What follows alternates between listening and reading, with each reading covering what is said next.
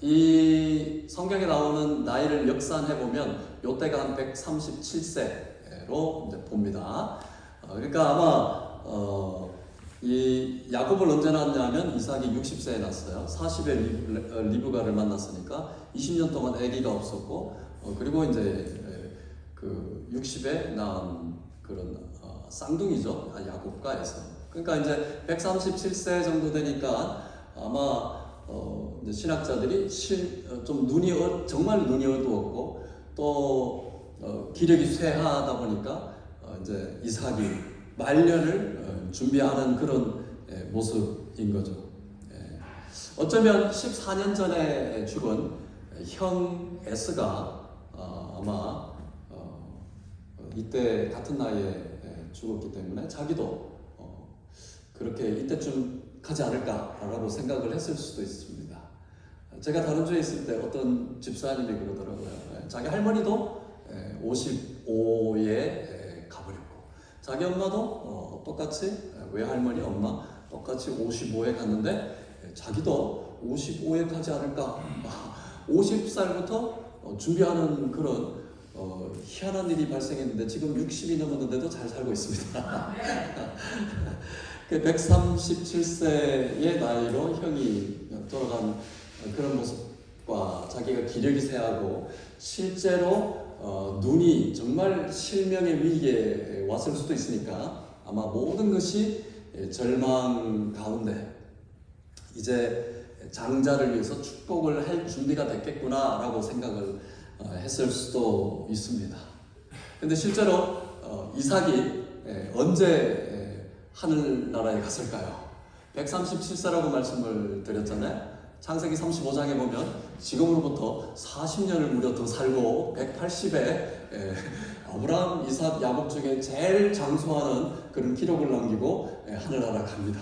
그러니까 아직 40년이 남았는데 지금부터 기력이 쇠했다, 눈이 어두웠다, 이제 갈 준비를 하는데 이삭이 이제 내가 이제 갈 때가 됐으니까 나의 죽을 날이 이제 임박했다라고 그렇게 스스로 단정짓고 있습니다. 생명은 누구에게 있습니까? 하나님에게 있습니다. 우리 생명을 우리가 논할 수가 없어요. 하나님께서 생명을 붙들고 계시거든요. 죽기 직전까지 가지만 그럼에도 죽었다 할지라도 다시 살리시는 분은 바로 우리 하나님이신 것이에요.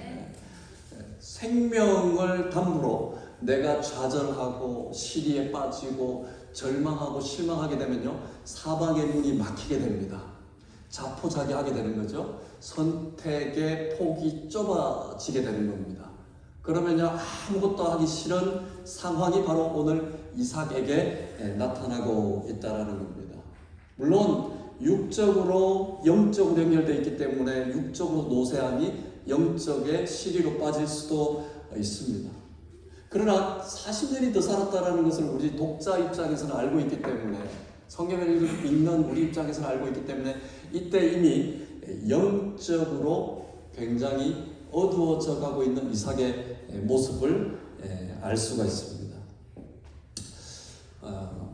모든 것이 절망이 되고 모든 것이 막히게 되고 내 스스로 내 삶을 단정짓게 되고 이제는 내가 갈 때가 됐다, 얘들아 나는 이제 아무것도 하기 싫다라고 이런 시대에 빠지게 되면요, 오직 보이는 것은 나밖에 보이지가 않습니다. 4절을 한번 읽어보실까요? 우리가 읽은 4절 한번 읽어보도록 하겠습니다. 시작. 내가 즐기는 별미를 내게로 가져와 내가 죽기 전에 내 마음껏 내게. 아멘. 무려 나라는 이야기가 단어가 몇 개나 들어갑니까? 하나, 둘, 셋, 넷. 이삭이 그 전에 없이 이런 말을 한 적이 없지만 지금 모든 것이 절망에 빠지고 시리에 빠지고 이제 마지막 판을 자기 스스로 단정짓고 평가하고 그렇게 끝날 때가 됐다라고 생각을 할 때는요, 나밖에 보이지 않습니다. 나를 위해서 사냥하라, 그리고 나가 좋아하는 별미, 그리고 너한테 축복할 테니까 나한테 마음껏 와서 사냥한 것을 갖고 와라 라고 이야기를 합니다. 정말 노인하고요, 정말 안 노인하고 어떤 차이가 있는 줄 아십니까? 정말 노인은 나이가 많아서 노인이 아니고요, 나만 생각하면 노인입니다. 근데 아무리 100살, 120살이 돼도 다른 사람을 먼저 배려하고 그 전에 먼저 하나님을 바라보게 되면요, 그분은 소년인 것입니다. 젊은 사람인 거예요. 나이가 많다고 노년이 아니라 하나님을 보느냐 보지 않느냐, 바로 이삭은 어떤 이유가 됐든 간에 자기만 지금 보고 있다라는 겁니다. 가정에서 영적인 가장이, 영적인 기둥이 영 안이 멀어지고 영적인 기둥이 자빠지고 나니까 가정의 질서가 깨어지는 것은 두말할 나위 없는 거죠. 남자입니까 여자입니까 상관없습니다. 영적으로 하나님께서 부어주시겠다고 생각하는 그 영성을 가진 자들, 하나님만 바라보겠다고 하는 그 믿음의 가정에서의 그 주인공이 영적인 그 믿음이 무너지기 시작하면 가정은 질서가 흐트러지게 되어 있습니다. 어쩌면요, 제가 이 말씀을 묵상하는 가운데 그런 생각도 들더라고요. 아브라함, 이삭, 야곱, 요셉 중에 어쨌든 4대까지 이렇게 바라본다면 가장 평탄하게 살았던 사람이 누구냐? 이삭의 평생을. 그런데 물론 이삭은 혹독한 시련을 겪었죠. 아버지 뿌리치고 도망갈 법도 한데 사춘기 나이에 아버지 앞에 순종했습니다. 칼이 여기 목에까지 들어오는 상황에서도. 그 이후로는요, 이삭은요 아주 평탄한 삶을 삽니다. 평탄한 삶을 사는 것이 결코 좋지는 않아요. 여기 족이 자기가 노인으로 평가해서 스스로 그냥 사방을 문을 닫는 일이 생깁니다. 그러니까 뭐든지 일을 하셔야 돼요. 뭐 텃밭을 하셔도 되고요, 아니면 운동을 하셔도 되고요, 뭐라도 활동을 하시기 바랍니다. 우리 순자 권사님 아시잖아요. 거의 농부 수준으로 농사를 짓고 계세요. 이건 취미라고 보기 어려울 정도로 농사를 짓고 있습니다. 그래서 저는 가끔 보면 농부로 계시는 건가? 비가 와도 우박이 와도 뭐 말씀하시는 것이 깻잎이 죽었다, 고추가 떨어졌다. 아주 좋은 겁니다. 활동을 하고 계시기 때문에 좋은 겁니다. 뒷방에 계시면 뭐합니까? 그죠? 활동을 하셔야 되죠. 바로 이런 정신적으로 영적으로 약화되지 않으려면요, 계속해서 바라보는 은혜가 있어야 되는데 바로 하나님인 것이죠. 그러다 보면 그 질서가 무너지게 되면요, 가정이 그때부터는 긴장이 일어나게 되고 불화가 일어나게 되고 그때부터는요, 뭐가 자꾸 흔들리게 됩니다. 당장 보면 에서가 가장 세련된 강남급의 여인들과 결혼하는 일이 발생이 됩니다. 그것도 불신가정인데요, 벌써 첫째 부인, 둘째 부인을 이야기하고 있단 말이에요. 창세기 26장 34절 35절에 보면 그 헷 족속의 두 여인과 결혼하였고 그들이 이삭과 리브가의 마음에 근심이 되었더라. 이미 이삭이 영적으로 무너지고, 그리고 또 특별히 리브가가 붙잡고 있는 모습이 안 보인다 이 말이에요. 가정은 영적으로 회파되기 시작합니다. 그런데요, 그렇다면 어떤 집안의 어떤 풍파가 보이듯이 눈에 팍 띄는 것이 아니라 자녀가 빗나가게 되거나 어떤 다른 방향으로 그 문제가 발생이 되는데, 가장 첫 번째 떠오르는 것이 바로 에서가 헷 족속. 이스라엘 백성들은 언약 백성이기 때문에 이 당시만 해도 서슬프른 언약의 백성으로 살아야 되거든요. 그러니까 이삭 아버지는 어땠던 사람이에요? 외삼촌 라반 동네에 가가지고 리브가를 데리고 온 거잖아요. 기다렸다면 40세까지. 그런데 당장 그 다음 세대가 되고 나니까 헷 족속 여인과 결혼합니다. 근데 그들이 이러한 모습을 보고요, 마음에 근심이 되었더라라고 보고하고 말아요. 에서를 불러서 얘야, 우리의 가문은 그렇지 않다. 얘야, 하나님의 백성은 그렇지 않다. 얘야, 그 많던 하나님의 간증, 할아버지, 아버지, 너희 조상들의 하나님의 이야기를 하는 모습은 없고요, 그냥 마음에 근심이 되었더라라고만 보고하고 있는 아쉬움이 남게 됩니다. 부모가 근심만 하고 있으면 안 되죠. 우리는 어떻게 해야 될까요? 기도하고 찬양하고 예배드리고 말씀 묵상해야죠. 이것이 신앙인들의 ABC잖아요. 신앙인들의 ABC입니다. 근데 여기에 보면 무너지기 시작하니까 먼지 않듯이 나의 영적인 것도요 캐치를 못하는 거예요. 문제는 기도하고 싶어도 영적인 질서가 무너지고 나면 기도 안 하고 싶거든요. 기도를 왜 해야 되는지도 몰라요. 심지어 이것이 진행이 되면 하나님이 정말 계시긴 하는 걸까? 그 물어보면 하나님을 부인하는 사람은 아무도 없어요. 하나님을 부인하지 않는데요. 예수 그리스도를 믿는데요. 예수를 부인하지 않습니다. 그런데요, 그들의 삶을 보면요, 전혀 신앙인으로 살지 않고 있어요. 기도는 하지 않고 있습니다. 찬양을 하지 않고 있습니다. 그런데 말로는 하나님을 믿고 예수 그리스도를 인정한다는 거예요. 근데 그들의 행동이 뭘 얘기합니까? 나는 인정하지 않습니다라고 행동으로 보여주고 있는 거거든요. 그걸 깨닫지 못하고 살아가는 것이 영적인 무너짐의 아주 작은 부분이기도 합니다. 오은철 목사님이 이런 얘기, 아버지가 변하면 아들이 변한다. 내가 왜 이 책을 골랐을까요? 오늘 마더스데이인데 어머니를 까면 안 되잖아요. 오늘 마더스데이인데 아버지를 주요 타겟으로 해야지. 책 제목이 좋아요. 아버지가 변하면 아들이 변한다.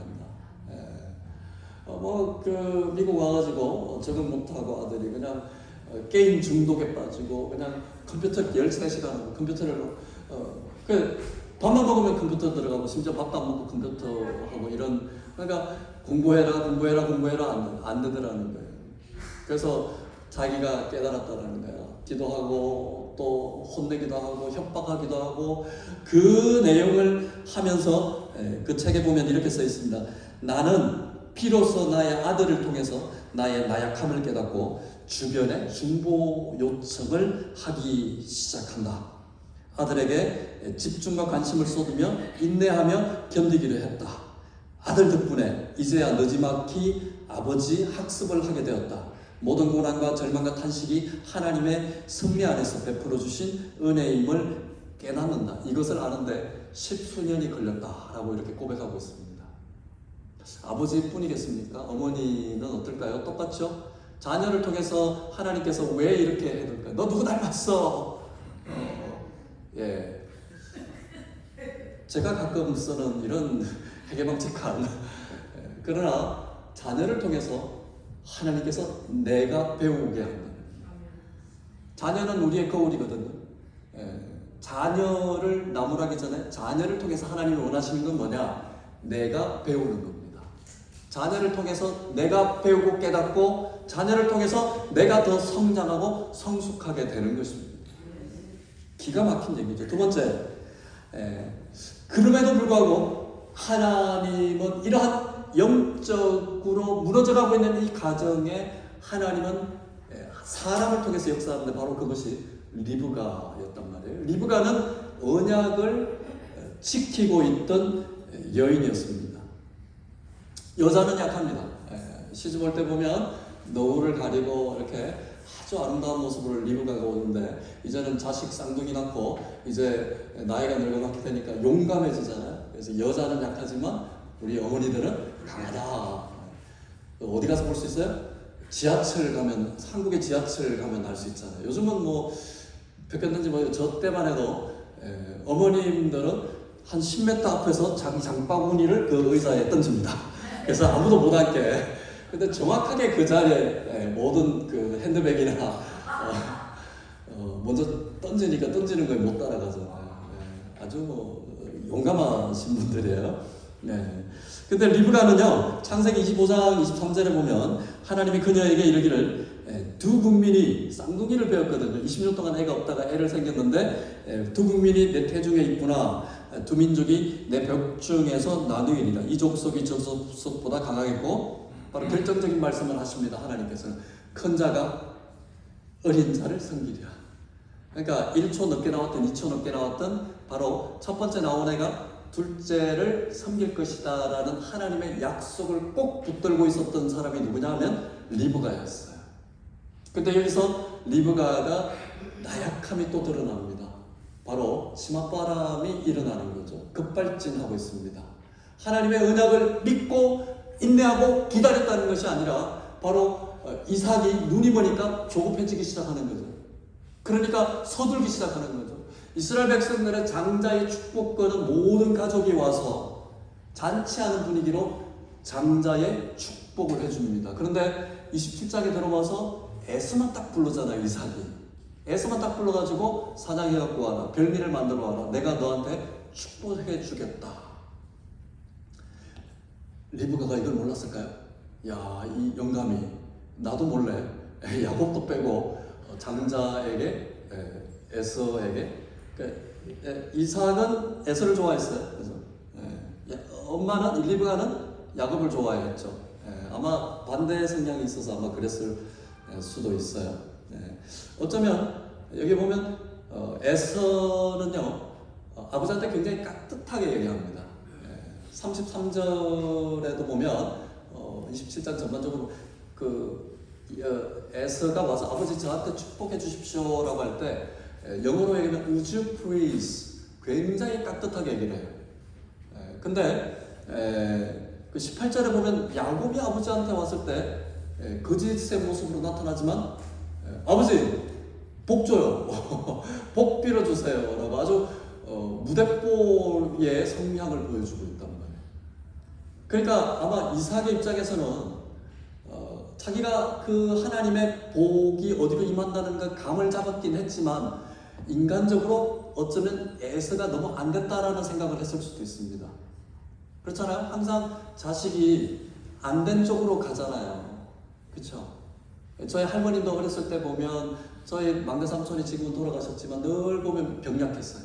늘 보면 결핵으로 오랫동안 고생하셔가지고 그냥 배짱 말른 그런 삼촌 집에 맨날 갔다 오시면 눈이 퉁퉁 부어가지고 오시고, 큰아버지도 잘 돼 있고 뭐 그렇게 돼 있음에도 안 가요. 잘 돼 있는 자식한테는 가고 항상 못 돼 있는 자식한테 가가지고 그거 가가지고 신세 타령을 하고 옵니까?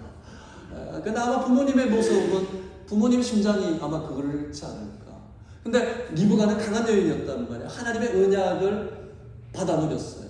반드시 야곱이 복 받아야 된다. 장자권을 계승해야 된다라는 그 언약의 모습을 갖고 있어야 된다는 거죠.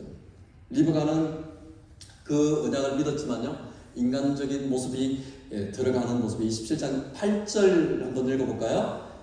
8절 한번 읽어보겠습니다. 시작. 그런즉 내 아들아 내 말을 따라 내가 네게 명하는 대로 내가 내 아들아 그러잖아요. 리브가가 야곱한테 이야기를 하는데 자 공모하는 장면이 나옵니다. 둘째 아들하고 자 파는 이렇게 됐으니까 이제 아버지를 이제 눈속임해서 아버지를 속여서 이제 네가 그 축복권을 가로채자라고 해서 이제 전략을 세우는 모습입니다. 리브가가 아주 치밀한 여인이에요. 내 말만 따르고 혹시 문제가 생겨도 내가 책임지겠다라고 이야기를 합니다. 편해. 가정에서 드러나는 갈등과 불화의 언어도원이 뭐냐 하면 편해. 아버지는 에서를, 어머니는 야곱을, 자녀들이 혼자 있을 때는 우상이 되고요. 자녀들이 여럿 있을 때는 편의 현상이 일어납니다. 이래서 가정은 자녀들이 갈등의 소지가 일어나는 거죠. 그러다 보니까 이러한 긴장과 갈등이 연속되다 보니까요, 야곱이 혼란이 일어나게 되는 거예요. 혼란이 이게 시작이 누구예요? 엄마가 내가 그냥 책임질 테니까 너는 염소 새끼 2마리 갖고 와가지고 내가 만들어 줄 테니까. 야곱은 뭐야? 아무것도 안 해요. 그냥 엄마가 시키는 대로 아버지를 속이러 들어가는 거예요. 에서 내가 형이에요. 그 이삭이 그렇게 얘기해요. 야 이렇게 빨리 왔어? 사냥을 이렇게. 근데 야곱이 어떻게 얘기를 합니까? 야곱이 하나님의 이름을 대면서 거짓말을 또 하기 시작합니다. 하나님께서 형통을 보게 해주셔서 빨리 사냥감을 잡았습니다 라고 얘기를 합니다. 자기 남편을 100년 넘게 같이 해로했으니 자기 남편 입맛이 얼마나 리브가가 알았겠어요. 별미를 딱 만들어서 주니까 야 기가 막히다 이 맛이. 영적인 질서가 무너져 있기 때문에 벌써부터 아버지 속여서 이제 일을 공모하고 있단 말이에요. 그 장자의 축복권을 뺏기 위해서. 그러니까 어머니가 그 언약을 붙잡은 것은 좋았지만 과연 우리의 신앙의 목적과 수단이 대치될 수 있느냐 우리가 고민해봐야 됩니다. 모든 것이 가하나 모든 것이 유익하지 않다라고 얘기하거든요. 신앙인들은 자유함이 있지만 책임을 지는 자유함이 있어야 된다는 겁니다. 바로 야곱의 정체성이 드러나기 시작합니다. 그 22절에 보면요 이렇게 얘기합니다. 야곱이 그 아버지 이삭에게 가까이 가니 이삭이 만지며 이르되 음성은 야곱의 음성이나 손은 에서의 손이로다. 얘기를 하죠. 최초에 기록된 성대묘사의 1인자가 드러나기 시작합니다. 자기 형의 성대묘사까지 야곱은 멋지게 한 것 같아요. 아버지가 그렇게 형의 음성을 흉내를 내고 들어가니까 아버지가 이렇게 얘기를 하죠. 음성은 야곱이나 손은 에서의 손이다. 들어보니까 네가 형의 소리를 내는 것 같은데 내가 가만히 보니까 너는 야곱인 것 같은데 손은 어떻게 됐어요? 이미 어머니가 염소털로 형의 모습을 했죠. 그러니까 형이 어느 정도 털 보였어요. 염소털을 입힐 정도로 야곱을 매끈매끈한 그런 그 염소털 입고 갔는데 손을 만져보니까 이 손은 에서가 맞거든. 근데 음성을 들어보니까 에서의 형의 목소리를 흉내는 내는 것 같은데 아니다 이 말이죠. 리브가가 하나님이 일하심을 알고 끝까지 인내하고 기다렸다면 어떻게 됐을까요? 영적인 질서가 무너지기 시작하니까요. 부모님들이 전부 다 조바심을 갖고 있는 거죠. 조급하고 서두르는 거에 반대말 믿음이 없다라는 얘기 같은 말이죠. 믿음이 없으면 조급해지기 시작합니다. 믿음이 있는 사람은요. 여간 어려운 일을 닥쳐도 하나님께서 일하실 거라는 굳건함이 있게 됩니다. 조급한 이유가 되는 거예요. 그러니까 둘 다 지금 이삭도 지금 말년이 아니잖아요. 지금 우리 권사님들이 앞으로 40년, 50년의 인생이 더 있다 그러면 말년이라고 하겠어요? 자기 스스로 평가한 그 기간이거든요. 이때가. 그러다 보니까 부모가 동시에 조급해지는 일이 발생이 되는 거예요. 이삭과 리브가가 이러한 일들을 인내하고 기다렸다면 이 일은 순적하게 형통하게 갔을 거라는 것은 두말할 잔소리인 거죠. 그렇다면 오늘날 우리 현대 그리스도인들에게 이 내용을 가지고 우리가 어떻게 살아가야 될 것인가? 가장 우리가 알아야 될 것은 정직하게 살아야 된다는 겁니다.